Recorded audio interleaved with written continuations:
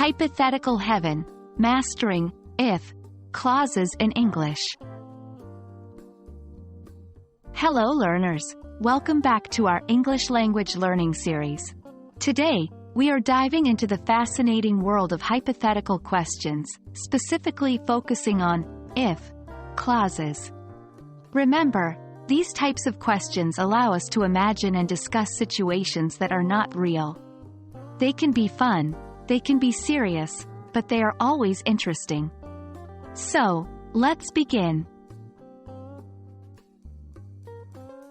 When forming hypothetical questions in English, we often use the if clause. It's a type of conditional sentence that creates a hypothetical scenario. This scenario isn't happening now, but it could happen under certain conditions. Let's look at an example. If you found $1 million on the street, what would you do? Here, the if clause is, if you found $1 million on the street. The scenario is unlikely, but it helps us explore how we might react to it. When forming an if clause, we typically use the following structure. If plus subject plus simple past, plus subject plus would plus verb.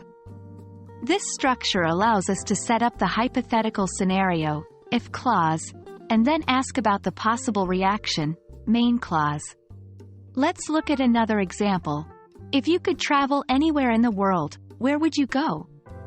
In this case, the if clause is, if you could travel anywhere in the world, and the main clause is, where would you go? The best way to master if clauses is to practice. Try creating your own hypothetical questions using the structure we've discussed. Start with something simple like, if you could eat any food right now, what would it be? And then get more complex like, if you had the chance to meet any historical figure, who would you choose and why? Alright learners, that wraps up our discussion on hypothetical questions using if clauses. Remember, practice makes perfect.